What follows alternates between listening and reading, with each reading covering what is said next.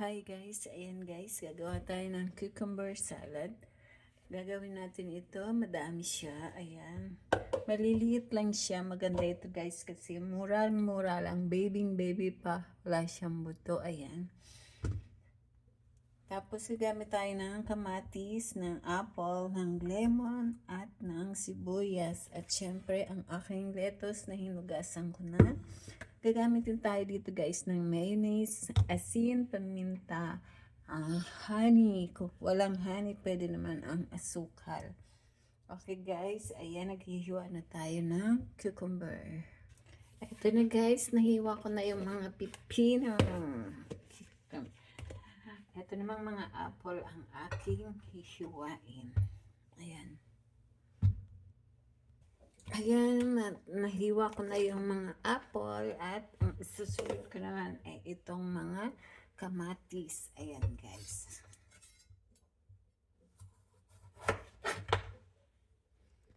Ayan naman guys yung kamatis na ubos ko ng hiwain. Ayan. At susunod ko naman ay ang onions. Pag naghihiwa ko ng onions, gayo, naiiyak ako kaya kailangan ko ng tubig. Yan, para mahiwa natin siya. Fresh na fresh. Lubuluha rin si onion. Ayan, sa wakas nahiwa ko na guys. Ang daming sibuyas. Ayan. At ito naman ang gagawin ko. Pero, bago natin siya gawin, ay gayanin muna siya. Para mas makatas. Ayan. Lutuin ko muna ito guys, yung mga, ayan, parang hindi kasya kasi hindi ko pa naglalagay yung ito, diba, ito, ayan, lagay natin paunti-unti.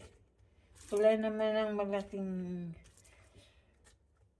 bowl para magagawa ko ito. Gamit tayo ng mayonnaise. Ayan. Siyempre, madami.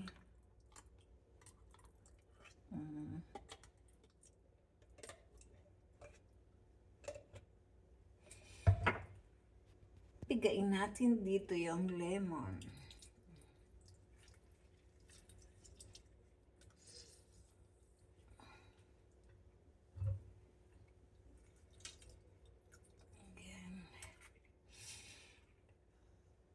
At dahil ayaw lumabas ng honey, sa lalagyan niya tubig gas, gagamit rin tayo ng asukal. Ayan. Ayan. Hindi naman masyadong marami kasi matamis na yung apple. Lalagyan natin ng salt.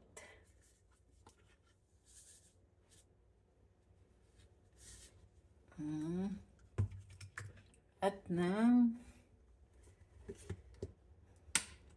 paminta. Madami ang ito na nga guys, ang nagawa kong dressing. Titikman muna natin. Sarap. Actually, nilagyan ko na sila ng konti. Ayan. Tansya. Tapos haluin. Dahil dalawa nga yung nagawa ko, kaya ayan. Nahati ko yung dressing sa kanila.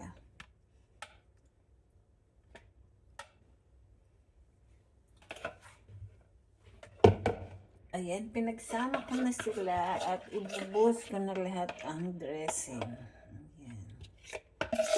Ayan. Yummy.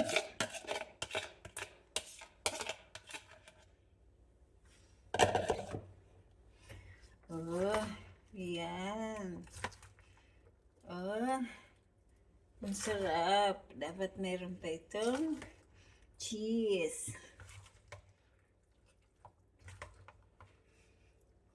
Tapos na nga guys, ang ating ginawang cucumber salad. Ito transfer na natin ito sa mga Tupperware. Kasi madami ito. Yummy. Ayan guys, ang dami. At mayroon pa dito.